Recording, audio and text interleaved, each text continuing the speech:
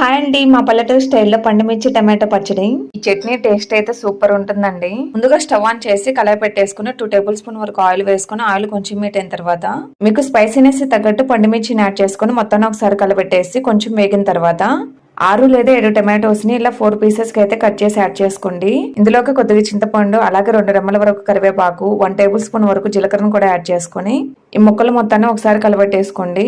మంటని medium flame లో turn చేసుకొని మధ్య మధ్యలో కలబెట్టుకుంటూ టమాటో ముక్కలను అయితే ఉడికించుకోండి. ఈ టమాటో పచ్చిమిర్చిని ఉడికించుకున్న తర్వాత స్టవ్ ఆఫ్ చేసేసుకుని పక్కన పెట్టేసుకోండి. ఈ ముక్కలు పూర్తిగా చల్లారిన తర్వాత మిక్సీ జార్ పెట్టేసుకుని ఆ బౌల్లోకి అయితే వేసేసుకోండి. నెక్స్ట్ రుచికి సరిపడా సాల్ట్, అలాగే 4 నుండి 5 వెల్లుల్లిపాయ రెబ్బలను కూడా యాడ్ చేసుకొని మూత పెట్టేసి మరీ మెత్తగా కాకుండా కొంచెం కచ్చా పచ్చగా అయితే గ్రైండ్ చేసుకోండి.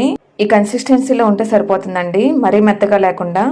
ఈ చట్నీని ఒక బౌల్లో తీసేసుకొని తాలింపు అయితే వేసుకోండి. చూసారు కదా, ఎంతో సింపుల్ గా టమాటో పండుమిర్చి పచ్చడి అయితే రెడీ అయిపోయింది. ఈ వీడియో కనుక మీకు నచ్చినట్లయితే లైక్